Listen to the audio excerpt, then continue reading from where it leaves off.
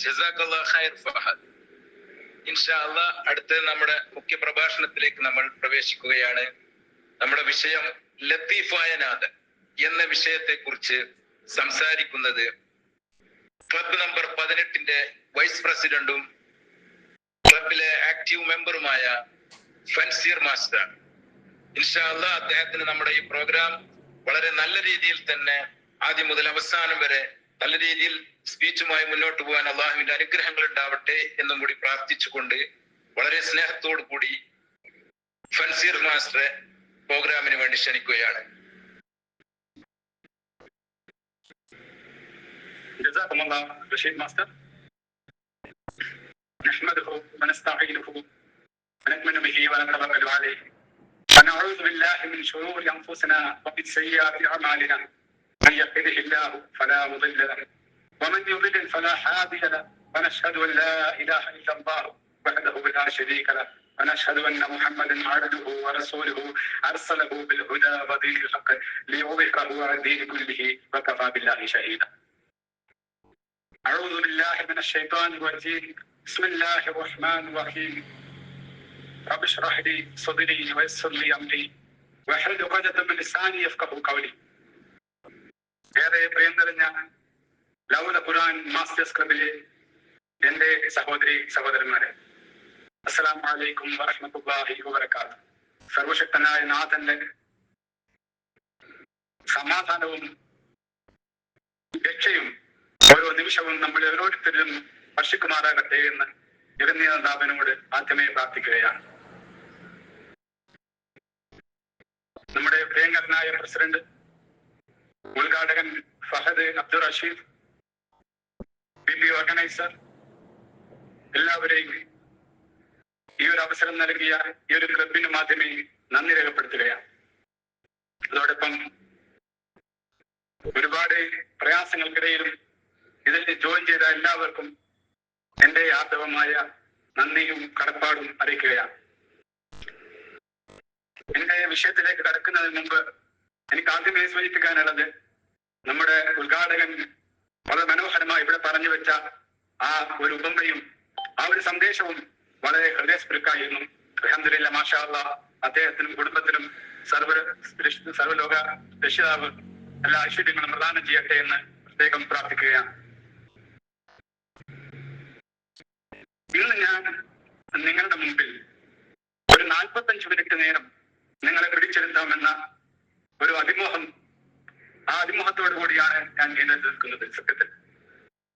എന്നാൽ അത് എത്രത്തോളം സാധ്യമാകുമെന്ന വിഷയത്തിൽ എനിക്കിപ്പോഴും ശങ്കയുണ്ട്. ഇൻഷാ അല്ലാഹ്, ഏതായിരുന്നാലും ഞാൻ പറയാൻ പോകുന്ന വിഷയം അതുകൊണ്ട് തന്നെ എന്റെ സ്വന്തം റബ്ബിനെ കുറിച്ചാണ്. എന്റെ സ്വന്തം റബ്ബ് സുബ്ഹാനഹു വ തആല അവൻ എനിക്ക് ഈ നിമിഷം വരെ ഇന്ന് വരെ നൽകിയതെല്ലാം നന്മകൾ മാത്രമായിരുന്നു എന്ന ഒരു തിരിച്ചറിവിൽ നിന്നാണ് ഞാൻ ഈ വിഷയം തിരഞ്ഞെടുക്കുന്നത്. ഈ ഒരു ചെറിയ ജീവിതത്തിൽ തന്നെ നമുക്ക് ഓരോരുത്തർക്കും അത് പലപ്പോഴും അനുഭവിക്കാൻ സാധിച്ചിട്ടുണ്ടാകണം. ഞാൻ ആദ്യമേ എന്റെ ഒരു അനുഭവത്തിൽ നിന്നാണ് ഈ വിഷയത്തിലേക്ക് പ്രവേശിക്കുന്നത്. എന്റെ ഒരു സുഹൃത്തിനോട് സംസാരിച്ചപ്പോൾ അദ്ദേഹത്തിന്റെ ഒരു അനുഭവം എന്നോട് പങ്കുവെക്കുകയുണ്ടായി. അത് വളരെ ഈ ഒരു വിഷയത്തിൽ വളരെ ആപ്റ്റായി എനിക്ക് അനുഭവപ്പെട്ടു. അതായത്, അദ്ദേഹം ഒരു ബിസിനസ് ഐഡിയയുമായിട്ട് ഖത്തറില് വരികയാണ്. ഈ ഒരു ബിസിനസ് ഐഡിയയുമായി അദ്ദേഹം പല കമ്പനികളെയും പ്രപ്പോസലുമായി സമീപിക്കുന്നു.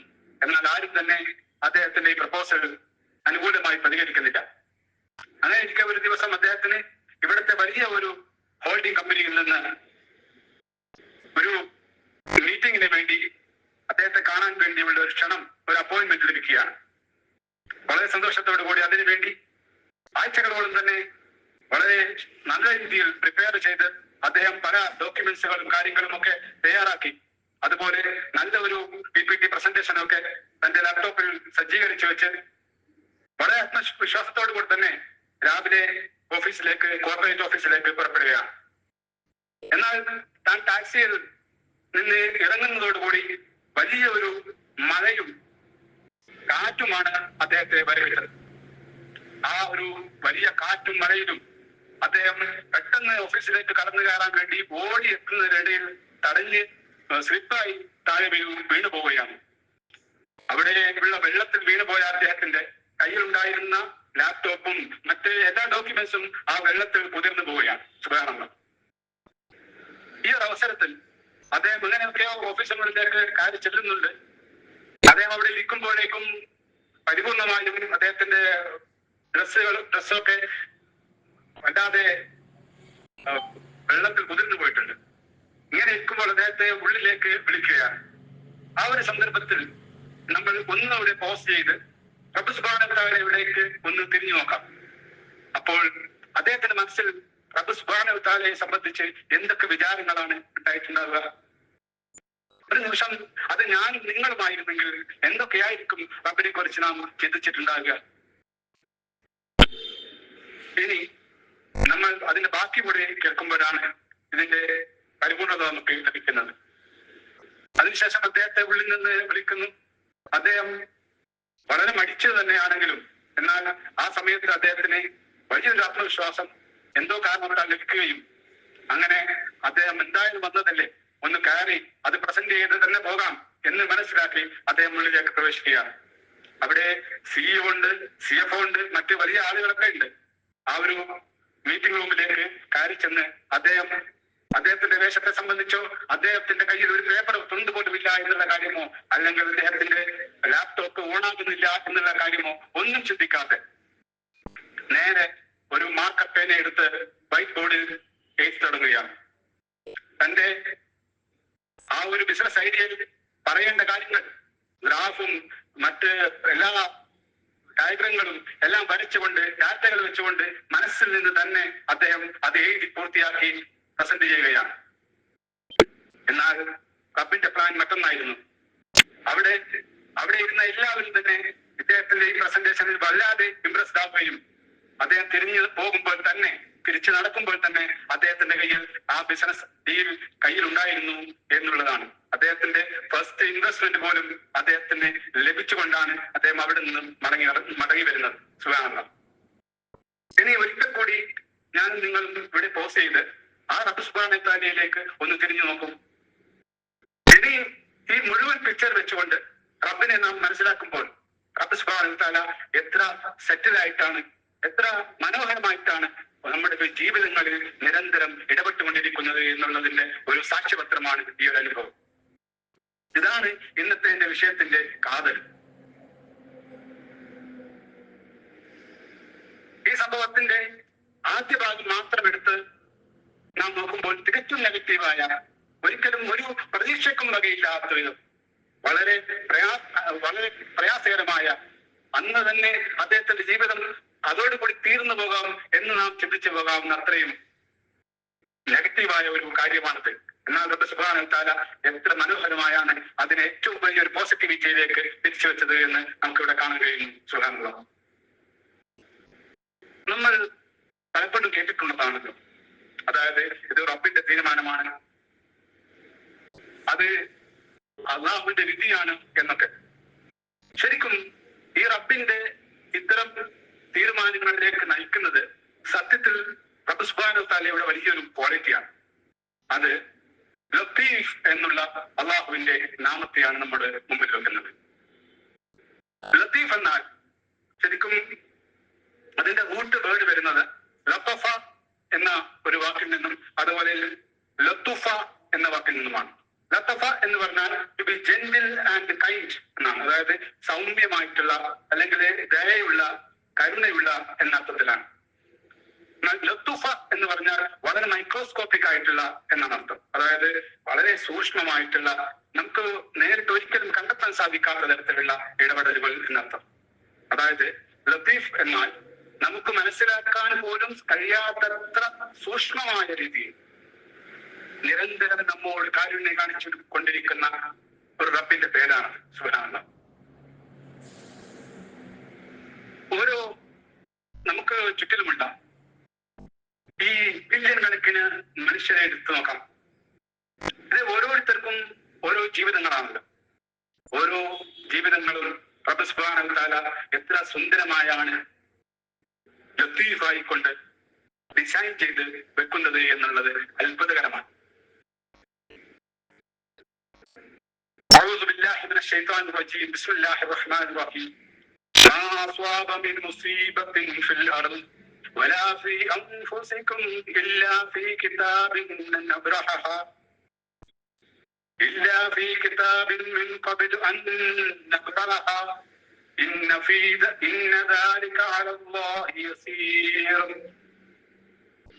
റബ്ബ് സുബ്ഹാനഹു വ തആല സൂറത്തുൽ ഹദീദിന്റെ 22ാമത്തെ വചനത്തിൽ പ്രകാരം പറയുന്നുണ്ടല്ലോ, ഭൂമിയിലാകട്ടെ, ഈ ഭൂമിയിൽ മുഴുവനാകട്ടെ, അല്ലെങ്കിൽ നിങ്ങളുടെ ദേഹത്തിലാകട്ടെ, നിങ്ങളുടെ ഓരോരുത്തരുമാകട്ടെ, ഒരാപത്തും തന്നെ സംഭവിക്കുന്നില്ല.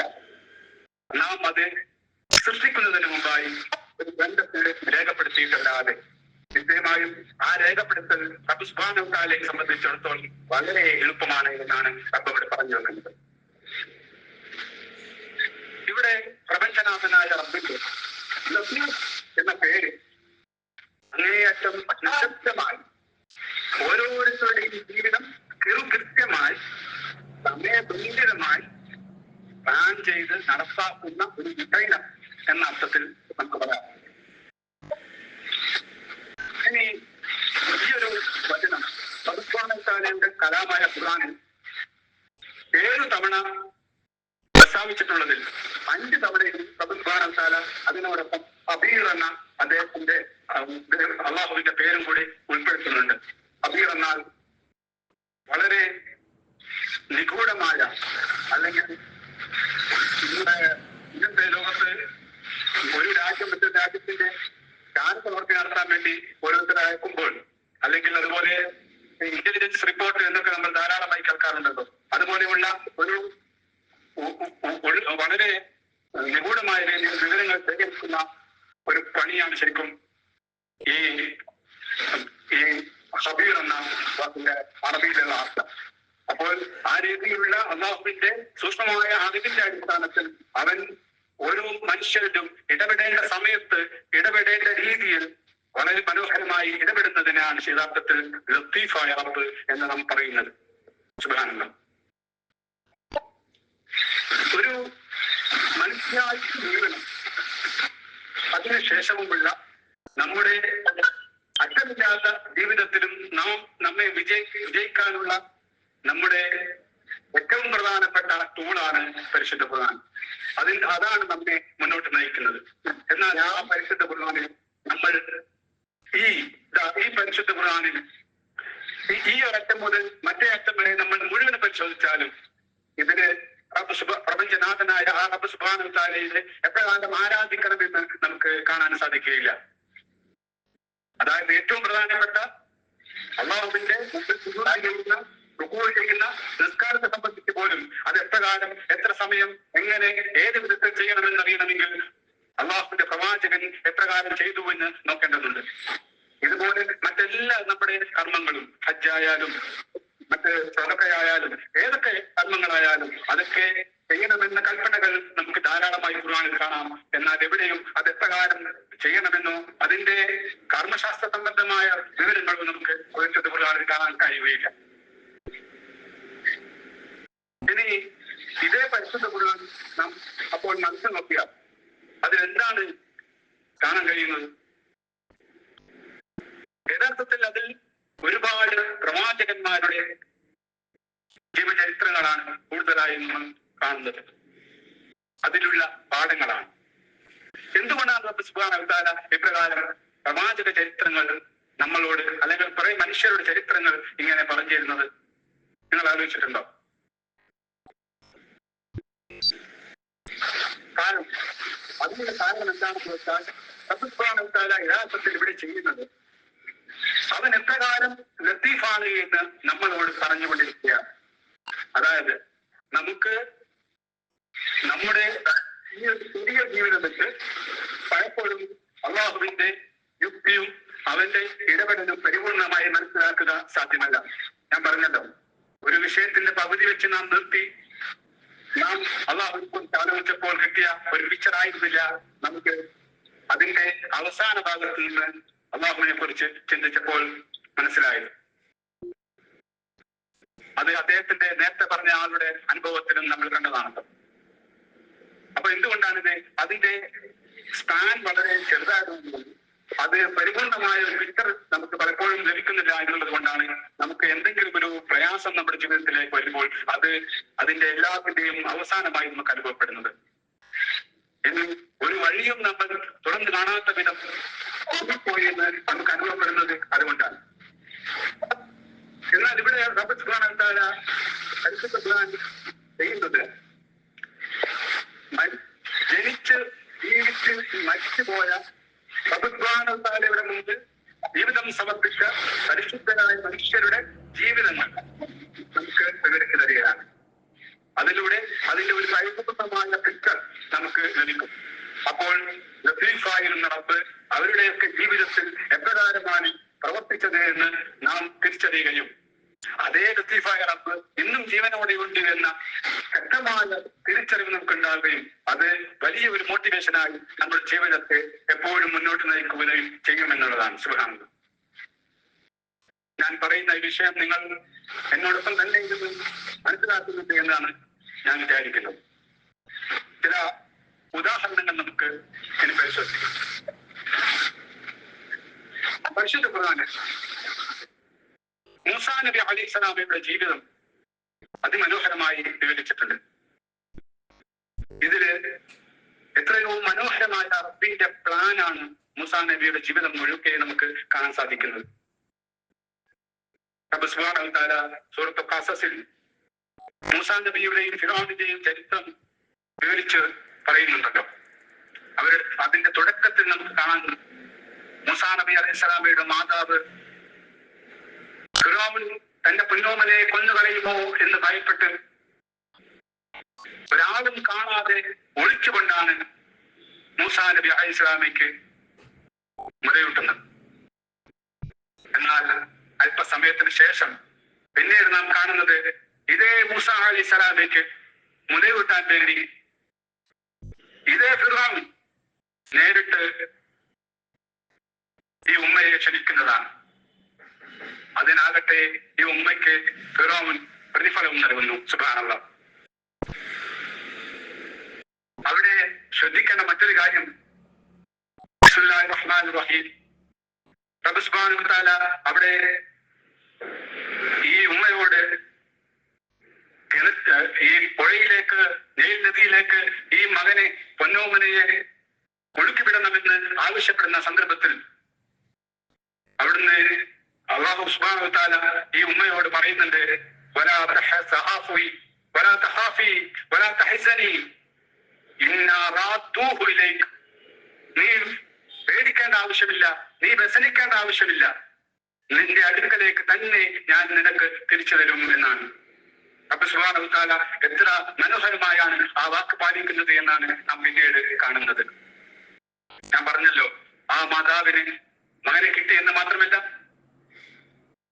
ആ കൊട്ടാരത്തിൽ ചെന്ന് മുലയൂട്ടാനും അതിൽ പ്രതിഫലം പറ്റാനും വരെ കൈമാറ് അല്ലാഹു സുബ്ഹാനഹു വ തആല ആ മാതാവിന്റെ ജീവിതം മാറ്റിമറിച്ചതാണ് നാം കാണുന്നത്. സുബ്ഹാനല്ലാഹ്. റബ്ബ് സുബ്ഹാനഹു വ തആല ഒരിക്കലും വാഗ്ദാനങ്ങൾ തെറ്റിക്കുന്നവനല്ലല്ലോ.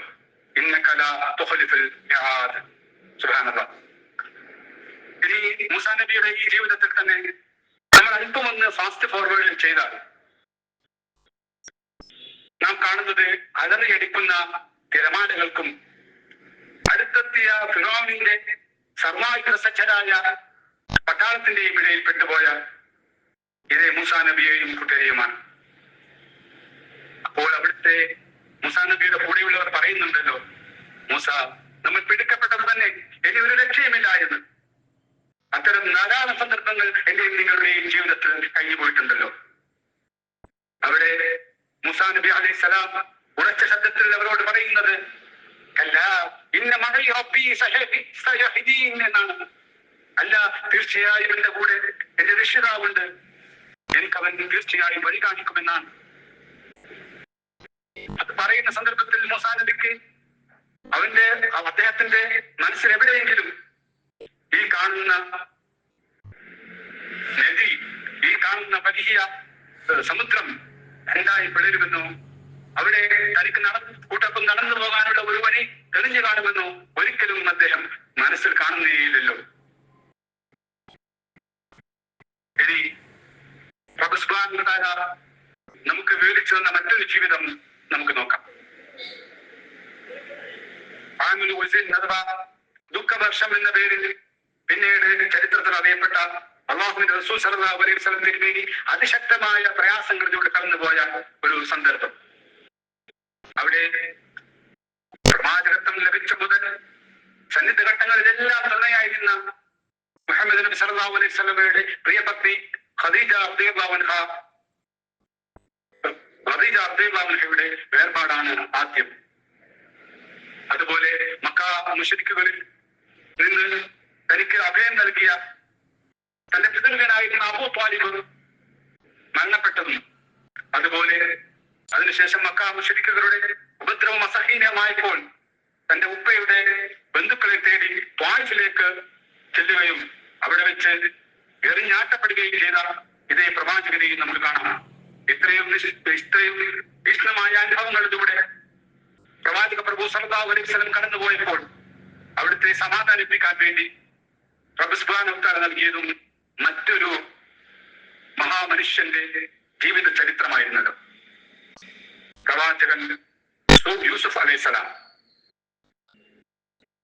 ലത്തീഫായ ആ നാഥന്റെ അതിമനോഹരമായ പ്ലാനാണ് നമുക്ക് യൂസുഫ് അലൈഹിസ്സലാമയുടെ ജീവിതത്തിലും കാണാൻ സാധിക്കുന്നത്. ആ ജീവിതം തുടക്കം മുതൽ നമ്മൾ ഇങ്ങനെ വായിച്ചു പോകുമ്പോൾ ഒരിക്കലും ഒരു പ്രയാസവും ഇല്ലാതെ ജീവിച്ചു പോകാൻ കഴിയുന്ന രീതിയിലുള്ള ഒരു കുടുംബ പശ്ചാത്തലമായിരുന്നു. അതായത് 11 സഹോദരങ്ങൾ, അതുകൂടാതെ സ്നേഹനിധിയായ ഒരു ഉപ്പ, ഇതൊക്കെ അദ്ദേഹത്തിന് സ്വന്തമായിട്ടായിട്ടും പ്രഭു സുബ്ഹാനഹു വ തആല അദ്ദേഹത്തിന് കാത്തുവെച്ചത് മറ്റൊരു ജീവിതമായിരുന്നു. ചെറു പ്രായത്തിൽ തന്നെ പൊട്ട കിണറിലേക്ക് തന്റെ സ്വന്തം സഹോദരങ്ങളാൽ തന്നെ എടുത്തെറിയപ്പെടുന്ന യൂസുഫ് അലൈഹിസ്സലാമിനെയാണ് നാം കാണുന്നത്. അതിനുശേഷം അദ്ദേഹത്തെ കാത്തിരുന്നത് അടിമയായിക്കൊണ്ടുള്ള ഒരു ജീവിതവും, ചെയ്യാത്ത തെറ്റിന്റെ പേരിൽ അതും ഒരു മ്ലേച്ഛ പ്രവർത്തിക്ക് ശ്രമിച്ചു എന്ന ഗുരുതരമായ ആരോപണം, ആ ആരോപണത്തിന് വിധേയനായിക്കൊണ്ട് ജയിലിൽ കിടക്കേണ്ടി വരുന്നു എന്നതാണ് സുബ്ഹാനല്ലാഹ്. ഈ ജീവിതം നാം മുഴുവനായി എടുത്തു പരിശോധിക്കുമ്പോൾ മാത്രമാണ് ലത്തീഫായ നാഥന്റെ അതിസുന്ദരമായ ഇടപെടലുകൾ ഏത് വിധത്തിലാണ് അദ്ദേഹത്തിന്റെ ജീവിതത്തിൽ സംഭവിച്ചത് എന്ന് കാണാൻ കഴിയുന്നത്. ഈ ഇത്രയും പറഞ്ഞ ആദ്യ ഭാഗത്ത് നാം പോസ്റ്റ് ചെയ്ത് ചിന്തിക്കുകയാണെങ്കിൽ റബ്ബ് സുബ്ഹാനഹു വ തആല അദ്ദേഹത്തിന് നൽകിയത് മുഴുവനും നെഗറ്റിവിറ്റികൾ മാത്രമായിരുന്നു. വന്യമൃഗങ്ങൾ വിഹരിക്കുന്ന ആ കാട്ടിൽ ഉപേക്ഷിച്ച് കടന്നു കളഞ്ഞ അതേ കൈകളാണ് പിന്നീട് യൂസുഫ് നബി അലൈഹിസ്സലാമയുടെ മുമ്പിൽ ഒരു നേരത്തെ ഭക്ഷണത്തിന് വേണ്ടി കൈനീട്ടി യാചിച്ചു നിൽക്കുന്നത്. സുബ്ഹാനല്ലാഹ്. അതുപോലെ യൂസുഫ് നബി അലൈഹിസ്സലാമയുടെ സ്വപ്ന വ്യാഖ്യാനം ചെയ്യാനുള്ള കഴിവിനെ, അതേക്കുറിച്ച് അറിവുണ്ടായിരുന്ന അദ്ദേഹത്തോടൊപ്പം ജയിലിൽ കഴിഞ്ഞ തന്റെ സഹ തടവുകാരൻ, അയാൾ ശിക്ഷ കഴിഞ്ഞ് ഇറങ്ങുന്ന സന്ദർഭത്തിൽ യൂസുഫ് നബി അലൈഹിസ്സലാം തന്റെ കാര്യം അസീസ് രാജാവിനോടൊന്ന് പറയണേ എന്ന് പറഞ്ഞേൽപ്പിക്കുന്നുണ്ട്. എന്നാൽ അയാൾ അത് അപ്പോൾ മറന്നു പോവുകയായിരുന്നു. അയാൾ അത് അപ്പോൾ തന്നെ അറിയിച്ചിരുന്നെങ്കിൽ എന്താകുമായിരുന്നു സ്ഥിതി? നിങ്ങൾ ആലോചിച്ചിട്ടുണ്ടോ? വളരെ നേരത്തെ തന്നെ യൂസുഫ് നബി അലൈഹിസ്സലാമയ്ക്ക് ജയിലിൽ നിന്ന് ഇറങ്ങാമായിരുന്നു. എന്നാൽ അള്ളാഹുവിന്റെ പ്ലാൻ മറ്റൊന്നായിരുന്നു. ആ സമയത്ത് ഒരുപക്ഷെ യൂസുഫ് നബി അലൈഹിസ്സലാം ഇരുന്നെങ്കിൽ അദ്ദേഹത്തിന് ഒരിക്കലും ആ രാജ്യത്തിലെ ഭക്ഷ്യമന്ത്രിയാകാൻ സാധിക്കുമായിരുന്നില്ല. അവിടെയാണ് ലത്തീഫായ നാഥന്റെ ഓരോ ജീവിതവും കൃത്യമായി ഡിസൈൻ ചെയ്യുന്നതിലുള്ള സമയനിഷ്ഠയും നമുക്ക് കാണാൻ സാധിക്കുന്നത്. ഓരോന്നും അതിന്റെ യഥാർത്ഥ കൃത്യമായ സമയത്താണ് റബ്ബ് സുബ്ഹാനഹു വ തആല സംഭവിപ്പിക്കുന്നത് എന്നുള്ളതാണ്. അതെ, നമുക്കും നമ്മുടെ ജീവിതത്തിൽ ഒരുപാട് കാര്യങ്ങൾ നാം ചോദിച്ച ഉടനെ ലഭിക്കാത്തതായിട്ടുണ്ടല്ലോ. എന്നല്ല, നാം ഒരുപാട് കാലമായി ചോദിച്ചുകൊണ്ടിരിക്കുന്ന പലതും ഇന്നും നമുക്ക് കിട്ടാക്കനിയായി നിൽക്കുന്നുണ്ടാകണം. ഇതിന്റെ ഒക്കെ അർത്ഥം കൂടുതലാണ് എന്ന് തിരിച്ചറിയുന്നത് ലത്തീഫ് എന്ന റബ്ബിന്റെ നാമത്തെ നാം അടുത്തറിയുമ്പോഴാണ്. ഇത്തരം ധാരാളക്കണക്കിന് ഉദാഹരണങ്ങൾ എന്റെയും ജീവിതത്തിലേക്ക്, നിങ്ങളുടെയും ജീവിതത്തിലൊക്കെ തിരിഞ്ഞു നോക്കിയാൽ നമുക്ക് കാണാൻ കഴിയും. പലതും നമുക്ക് അതിവേഗം നാം മറക്കുന്നത് കൊണ്ടാണ്, അല്ലെങ്കിൽ നമ്മുടെ ജീവിതം വളരെ, ഞാൻ പറഞ്ഞതുപോലെ വളരെ ചെറുതായത് കൊണ്ടാണ് നമുക്ക് പലതും ഐഡന്റിഫൈ ചെയ്യാൻ കഴിയാത്തത്. എന്റെ ജീവിതത്തിൽ ഞാൻ ഒന്ന് തിരിഞ്ഞു നോക്കിയപ്പോൾ തന്നെ എനിക്കും ഒരുപാട് ഉദാഹരണങ്ങൾ കണ്ടെത്താൻ സാധിച്ചു. എന്റെ ഈ ചെറിയ ജീവിതത്തിൽ എനിക്ക് അത്ഭുതകരമായ റബ്ബിന്റെ പ്ലാനിങ് പലപ്പോഴും എത്രയോ വട്ടം തിരിച്ചറിയാൻ സാധിച്ചിട്ടുണ്ട്. സുബ്ഹാനല്ലാഹ്. ഒരു ഉദാഹരണം മാത്രം ഞാൻ നിങ്ങളുടെ മുമ്പിൽ വെക്കുകയാണ്. ഞാൻ മൈസൂരിൽ വിപ്രോയിൽ ഒരു പ്രൊജക്ട് എഞ്ചിനീയറായി ജോലി ചെയ്യുന്ന സമയത്താണ് എന്റെ ഉമ്മക്ക് കിഡ്നി ഫെയിലിയറായി ഡയാലിസിസ് ചെയ്തുകൊണ്ടിരുന്ന എന്റെ ഉമ്മക്ക് രോഗം അല്പം കലശലാകുകയും അവസ്ഥ മോശമാവുകയും ചെയ്യുന്നത്. ഈ ഒരു അവസ്ഥയിൽ അന്ന് അവിടെ നിന്ന് ഒരു ലോങ് ലീവ് കിട്ടണമെങ്കിൽ എല്ലാ പ്രൊജക്റ്റിൽ നിന്നും നമ്മെ അൺടാക്ക് ചെയ്ത് ബെഞ്ചിലിരുത്തുന്ന ഒരു പരിപാടിയുണ്ട്. ശമ്പളമൊന്നുമില്ലാതെ 3 മാസം വരെ ആ രീതിയിൽ നമുക്ക് ലീവ് എടുക്കാവുന്നതാണ്. എന്നാൽ ഇതിന്റെ ഏറ്റവും വലിയൊരു പ്രശ്നം, രണ്ടാമത് നാം ലീവ് കഴിഞ്ഞ് തിരിച്ചു ചെല്ലുമ്പോൾ ആ ജോലി നമുക്കവിടെ ഉണ്ടാവുകയില്ല. പകരം നാം സ്വയം മറ്റു പ്രൊജക്റ്റുകൾ അന്വേഷിച്ച് കണ്ടുപിടിച്ച് എവിടെയെങ്കിലും ഒഴിവുണ്ടോ എന്ന് നോക്കി ചേരേണ്ടതുണ്ട്. അതിന് കുറഞ്ഞ സമയം മാത്രമേ ലഭിക്കുകയുള്ളൂ. ആ സമയത്തിനുള്ളിൽ പുതിയ പ്രൊജക്റ്റുകളൊന്നും കണ്ടെത്താൻ സാധിച്ചില്ലെങ്കിൽ നമുക്ക് ജോലി എന്നേക്കുമായി നഷ്ടപ്പെടും. അതുകൊണ്ട് തന്നെ ഞാൻ റബ്ബ് സുബ്ഹാനഹു വ തആലയിൽ തവക്കുൽ ചെയ്ത് ഒരു തീരുമാനമെടുത്തപ്പോൾ എന്നെ ഒരുപാട് പേർ നിരുത്സാഹപ്പെടുത്തി. എന്റെ കൊളീഗ്സ് ഉണ്ട്, എന്റെ മാനേജേഴ്സ് ഉണ്ട്, എന്റെ ബന്ധുക്കളുണ്ട്, പലരുമുണ്ട്. എന്നാൽ ഞാൻ ഈ ലീവ് കഴിഞ്ഞ് തിരിച്ച് വിപ്രോയിൽ ചേരുന്ന അന്നേ ദിവസം തന്നെ എന്നെ കാത്തിരുന്നത് അവിടുത്തെ വിപ്രോയിലെ ഏറ്റവും നല്ല ഒരു പ്രോജക്റ്റ്, അതായത് 36ഓളം കസ്റ്റമേഴ്സിനെ ഒരുമിച്ച് സെർവ് ചെയ്യുന്ന ഒരു വലിയ പ്രോജക്റ്റ്. ആ പ്രോജക്റ്റിലെ ഡാറ്റാബേസ് അഡ്മിനിസ്ട്രേഷൻ എന്ന നല്ല ഒരു ഡൊമൈനിലേക്ക് ഉള്ള ഒരു എൻട്രിയുമായിട്ടാണ് റബ്ബ് സുബ്ഹാനഹു വ തആല എന്നെ അവിടെ കാത്തിരുന്നത്. അന്ന് തന്നെ ഇന്റർവ്യൂ പാസ്സാവുകയും പിറ്റേന്ന് മുതൽ ഞാൻ ജോലിയിൽ പ്രവേശിക്കുകയും ഉണ്ടായി. സുബ്ഹാനല്ലാഹ്, അൽഹംദുലില്ലാഹ്. റബ്ബിനെ നാം എത്ര കണ്ട് അടുത്തറിയുന്നോ റബ്ബ് സുബ്ഹാനഹു വ തആല നമ്മളോട് കൂടുതൽ അടുത്തുകൊണ്ടിരിക്കും എന്നുള്ളതാണ് എന്റെ അനുഭവം. ഇനി എങ്ങനെയാണ് നാം റബ്ബിലേക്ക് അടുക്കുക? അവനോട് കൂടുതൽ അടുക്കാനുള്ള ഏറ്റവും നല്ല വഴി അവന്റെ ഈ പരിശുദ്ധ നാമങ്ങൾ തന്നെയാണ്. അതുകൊണ്ടാണ് ഞാൻ ഇന്ന് ഒരു നാമത്തെ തന്നെ മുന്നിൽ നിങ്ങളോട് സംസാരിക്കാൻ തീരുമാനിച്ചത്. ഇപ്രകാരം റബ്ബ് സുബ്ഹാനഹു വ തആലയുടെ 99 തരം നാമങ്ങൾ നാം ഓരോരുത്തരും സ്വയം ഇരുന്ന് പഠിച്ച് റബ്ബിനോട് കൂടുതൽ അടുക്കാൻ വേണ്ടി പരിശ്രമിക്കുക. ശരിക്കും ഇതൊരു സർക്കിൾ പോലെയാണ് എന്നാണ് എന്റെ അനുഭവം. അതായത് നാം എത്ര കണ്ട് റബ്ബിന്റെ പേരുകൾ, റബ്ബിനെ കൂടുതൽ മനസ്സിലാക്കുന്നുവോ, റബ്ബിന്റെ പേരുകൾ കൂടുതൽ ആഴത്തിൽ പഠിച്ചുകൊണ്ടിരിക്കുന്നുവോ, അതിനനുസരിച്ച് നാം റബ്ബിലേക്ക് കൂടുതൽ അടുത്തുകൊണ്ടിരിക്കും. അതേസമയം നാം റബ്ബിലേക്ക് എത്ര കണ്ട് കൂടുതൽ അടുത്തുകൊണ്ടിരിക്കുന്നുവോ, അത്രയും നാം റബ്ബിനെ കുറിച്ച് അറിയാനുള്ള നമ്മുടെ ജിജ്ഞാസയും ആകാംക്ഷയും വർദ്ധിച്ചുകൊണ്ടിരിക്കും. സുബ്ഹാനല്ലാഹ്. ഈ രീതിയിലുള്ള ഒരു സർക്കിൾ പോലെയാണ് എന്റെ ഈ ഒരു കാര്യത്തിലുള്ള എന്റെ അനുഭവം. ഇത്തരത്തിലുള്ള റബ്ബ് സുബ്ഹാനഹു വ തആലയുടെ മറ്റോരോ പേരുകളും സ്വയം പഠിക്കാനും ആഴത്തിൽ മനസ്സിലാക്കാനും ഒക്കെയുള്ള വലിയൊരു പ്രചോദനമായി ഈ ഒരു വൈകുന്നേരം, ഈ ഒരു രാത്രി മാറട്ടെ എന്ന് ആത്മാർത്ഥമായി ഞാൻ ആഗ്രഹിക്കുകയും പ്രാർത്ഥിക്കുകയും ചെയ്യുക. നമുക്കറിയാം, നമ്മുടെ ചുറ്റിലും അനവധി പരീക്ഷണങ്ങൾ കടന്നു പോകുന്ന ഒരു സന്ദർഭത്തിലാണ് ഞാനും നിങ്ങളും ഇവിടെ ഒത്തുകൂടിയിട്ടുള്ളത്. മറ്റൊരു മഹാ ലോക യുദ്ധം തന്നെ നമ്മുടെ കൺമുമ്പിൽ നമ്മുടെ പടിവാതിൽക്കൽ വന്ന് നിൽക്കുന്ന അവസ്ഥയിലാണ് നാം ഉള്ളത്. നാം ഇവിടെ ഖത്തറിൽ അല്ലെങ്കിൽ മറ്റ് ഗൾഫ് രാജ്യങ്ങളിൽ നിരന്തരം മിസൈലുകളും മറ്റു കാര്യങ്ങളുമായി നാം ബേജാറിലാണ്. അതേസമയം ഇതൊന്നും ഇല്ലെങ്കിൽ പോലും തങ്ങളുടെ അടുക്കളയിലും തങ്ങളുടെ കുടുംബ ബഡ്ജറ്റുകളിലും തങ്ങളുടെ മറ്റ് ജീവിതായോധന കാര്യങ്ങളിലെല്ലാം വലിയ പ്രയാസങ്ങൾക്ക് മുമ്പിൽ പതറി നിൽക്കുന്ന നാട്ടിലെ ജനങ്ങളെയുമാണ് നമുക്ക് കാണാൻ സാധിക്കുന്നത്. ഇതെല്ലാം തന്നെ റബ്ബ് സുബ്ഹാനഹു വ തആലയുടെ കൃത്യമായ പ്ലാനിങ്ങും കൃത്യമായ ഇടപെടലും കൊണ്ട് സംഭവിക്കുന്നതാണ് എന്നുള്ള യാഥാർത്ഥ്യത്തെ നാം ഒരിക്കലും മറക്കാൻ പാടില്ല. അതുകൊണ്ട് തന്നെ റബ്ബ് സുബ്ഹാനഹു വ തആലയിലേക്ക് കൂടുതൽ അടുക്കാനുള്ള സന്ദർഭമായി ഇത്തരം പരീക്ഷണ ഘട്ടങ്ങളെ മാറ്റിമറിക്കാൻ നമുക്ക് സാധിക്കേണ്ടതുണ്ട്.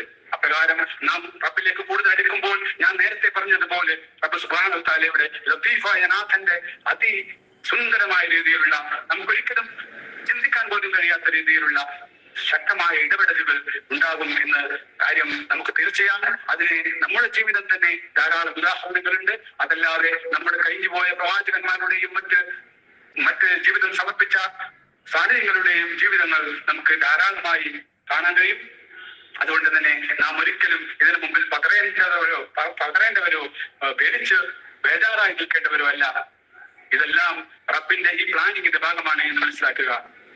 അതുപോലെ തന്നെ റബ്ബ് സുബ്ഹാനഹു വ തആല എപ്രകാരമാണോ ഇത്തരം പ്രയാസങ്ങൾ നമുക്ക് നൽകിയത് അതിന്റെ കൂടെ എല്ലാം തന്നെ വലിയ എളുപ്പങ്ങൾ പ്രദാനം ചെയ്യും എന്നുള്ളത് റബ്ബിന്റെ വാഗ്ദാനമാണ്.